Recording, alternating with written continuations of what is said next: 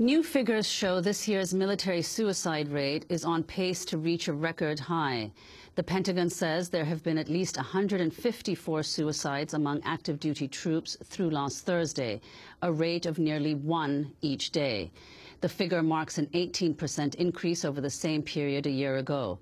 More U.S. soldiers have died by taking their own lives than on the battlefield. The reasons for the increase in suicides are not fully understood. Among explanations, studies have pointed to combat exposure, post-traumatic stress, misuse of prescription medications, and personal financial problems.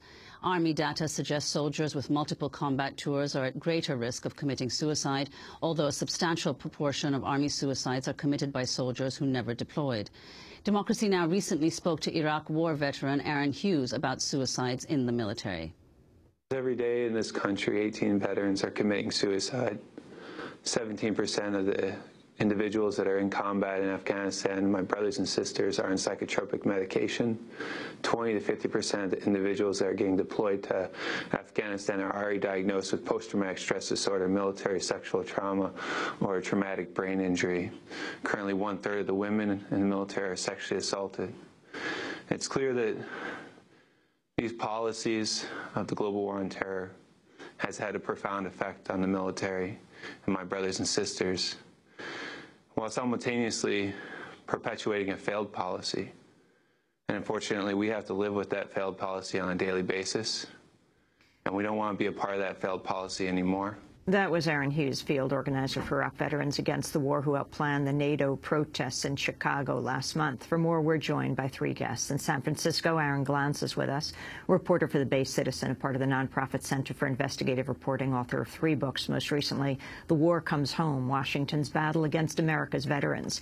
We're also joined by Kevin Hines. As a teenager, he attempted suicide by jumping off the Golden Gate Bridge in San Francisco, went on to become a mental health advocate, and is author of the forthcoming book, Cracked, Not Broken, the Kevin Hines story. He's a peer counselor to many soldiers and veterans who suffer from suicidal thoughts. And in Washington, D.C., we're joined by Bonnie Carroll, president and founder of the Tragedy Assistance Program for Survivors, or TAPS. She recently co-chaired the Pentagon's task force on the prevention of suicide in the armed forces. Carol, let's begin. Bonnie Carroll, let's begin with you. Can you talk about the figures? Astounding. More soldiers are committing suicide than die on the battlefield. Yes, TAPS is the national organization for all those who have lost a loved one serving in the armed forces. And we actually see even a greater number because we're working with families who have lost a loved one to suicide, possibly not in a duty status. Guard and reserve members who have come back and die by suicide during the week or in an off period. We also see those families who have lost a loved one to suicide after their loved one recently got out of the military. So every death is absolutely tragic, and what we've been able to do is gain insight from the families to help with prevention efforts. I want to turn to Mary Kirtland. She is the brother of Derek Kirkland. Derek joined the Army in 2007 since he wasn't earning enough money to support his wife and child. During his second deployment to Iraq, he attempted suicide for the first time. I met Mary Kirkland in Chicago at the NATO protests where U.S. soldiers, veterans, threw their medals, their war and service medals, back at the NATO generals towards the gate of the NATO summit and handed Mary Kirkland a flag, a U.S. flag, in honor of her dead son. He or she describes what happened to Derek when he returned from Iraq.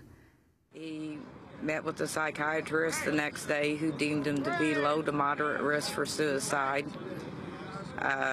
His only restriction being that he was not to be around any weapons, and cleared him for him to go basically in the barracks room by himself, which I found after talking to the veterans it was illegal.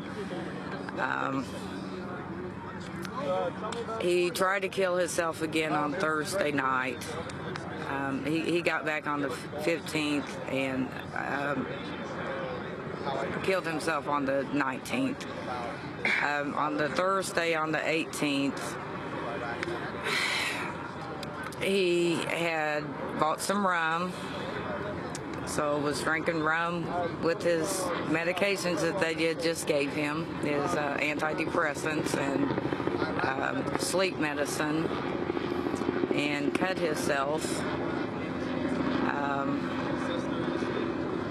Had blood stains all over his room. It wasn't successful, so he got up Friday morning and bandaged himself. One of his things that he wrote before he went and hung himself was, "I feel invisible. I feel like I'm transparent." And nobody walked into the room on Friday to see the blood stains. Derek didn't hang himself until the last time they had seen him was Friday night at 10 o'clock. And they found him Saturday morning at 1:30. If anybody would have walked in that room on that Friday, they didn't even, the leadership wasn't even checking on him.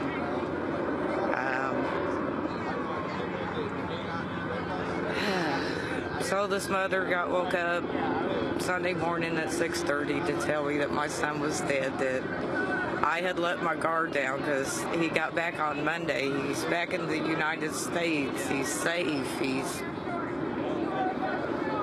And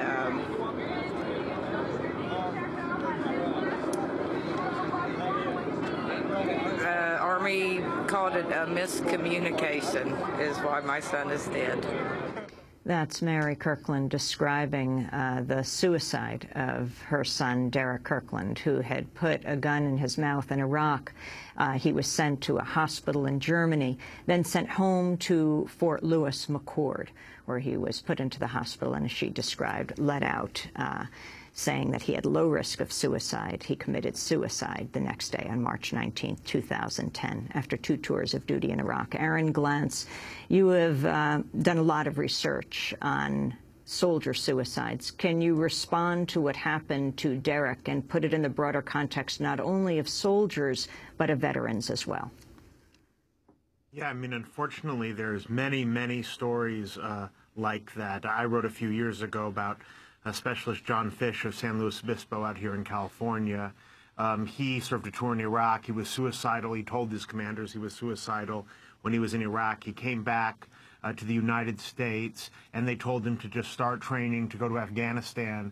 And during the training exercises, he walked out into the desert outside El Paso, and he shot himself in the head with a military-issued weapon.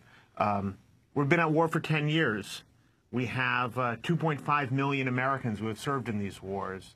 About 1 million of them are still in the military, and 1.5 million of them are out in the military and are now veterans. We have 18 veterans who commit suicide every day in this country. We haven't asked people to go through war in this kind of way, probably since World War II. In Vietnam, people served 1 tour, and then they came home. We had a draft. Now we ask people to go again and again. And so you have 1 million people who have been through the wars who are still in the military. You have 90,000 people who are still in Afghanistan fighting this war. It's not surprising that the suicides would be higher than the battlefield deaths at this point. Kevin Hines, can you talk a little bit about your work with the military and your own experience of attempted suicide? Absolutely. I attempted suicide on September 25th of the year 2000 by way of jumping off of the Golden Gate Bridge. The single worst decision of my entire life, but I made it because I was not of my right mind. I was very sick and ill with bipolar disorder, which was plaguing me and causing me great self-destruction. And so what I do now, and what I've done for the last 11 years, is travel the country and internationally speaking about suicide prevention to all groups, but I greatly appreciate being able to talk to any group of military servicemen and women and their commanding officers. It's very important to me to reach out to them, and I have done so the last 10 years, probably 2 weeks or even 3 weeks out of the year, dedicated to military bases and Veterans Affairs hospitals and areas. And look, we've got to trend down these rates, and we've got to do it now. I'm of the opinion that we've spent over $720 billion on the Iraq War, and it's just the number keeps adding up every day. We need to spend a fraction of that on mental health in the military. You know, sometimes you go to a base that has one psychiatrist per 5,000 to 10,000 servicemen and women. That needs to be one per every 10, so we can adequately help these individuals and aid them to safety, and so they can stay in the military, do their service, and do good for this country. They can't do that when they're not well, and we can't keep sliding it under the rug. Something needs to change. Well, some people have suggested that the reason that suicides are so high is because soldiers are discouraged from admitting to any kind of problem. Bonnie Carroll, I want to ask you about a recent controversy involving Major General Dana Pittard, a commander at Fort Bliss. Last month, he wrote on his blog, quote, "I am personally fed up with soldiers who are choosing to take their own lives so that others can clean up their mess. Be an adult, act like an adult, and deal with your real-life problems like the rest of us." The posting was retracted, but Pittard never apologized. He still commands one of the Army's largest units. Bonnie Carroll, your response. I met with the director of the Army staff actually that day, and I can tell you that is not the sentiment shared by Army leadership, and it certainly isn't the sentiment shared by the leadership across the armed services. General Pittard is a good man, and that was a very, very unfortunate statement that was made, and I'm grateful that he has retracted it. What we've seen across the services is a transformation in culture. The Marine Corps has done an extraordinary job of transforming boot camp training so that right in the first 2 weeks of that recruit training, these young Marines are told that suicide is a potential in their lives, that they may become so surrounded by challenges that they may become desperate and feel that their own death is the only way out. They equate that to what a warrior may experience in combat when they're surrounded by the enemy, and they normalize help-seeking behavior, saying, you know, this is what warriors do, this is what Marines do. We seek help when we're surrounded by challenges. And then they go on to say, this is what that help looks like. It's going to your buddy, it's going to the chaplain, it's telling your first sergeant or your commander. And then what they've done is transform the leadership to really embrace those who come forward. And again, as you know, as Kevin was saying, bring them in tight and let them know that their life is valuable and that they're going to be back on track. There is help and a support available. We've seen a 10% drop in suicide in the Marine Corps because of this program.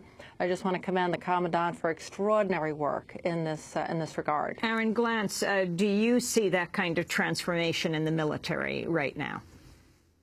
Yeah, I mean, I have seen a lot of effort on the part of the military over the last few years.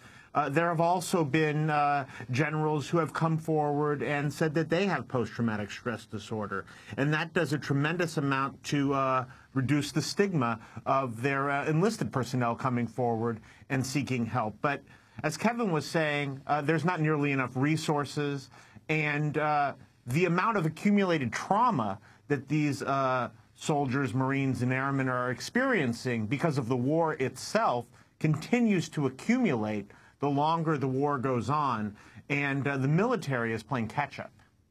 And the classifications of people having post-traumatic stress, the tremendous problem there's been in the past of denying soldiers who've returned and veterans support and help for PTSD, Aaron? Yeah, definitely. That's been a problem, and the military has had a problem of discharging those people under quote-unquote personality disorder rather than giving them a medical discharge for the mental wounds they've received in the war. So then they get out and they're veterans and they have difficulty accessing the veterans' health care system. These issues which were pointed out under the Bush administration have begun to be remedied to some extent in the Obama administration, but the problems persist. But if there's been such a transformation in the military culture with respect to mental problems, why has the rate of suicide gone up so much in this year, in 2012, relative to 2011 and 2010? Well, I don't think that it should be surprising that the suicide rate would increase if we look at the fact that the number of soldiers who have gone through the war has increased. And as Kevin was pointing out, the amount of resources available to returning soldiers continues to be insufficient to meet that need. We also have, you know, I might say, you know, as Aaron Hughes, the Iraq War veteran who began this segment, large numbers of soldiers still deploying to the wars who have actually served previous tours and are deployed on psychotropic medications to Afghanistan. I mean, just imagine you're holding an M16 or another you know, military-issued firearm. You have a scary situation all around you, and you're on drugs that affect your ability to respond to certain situations.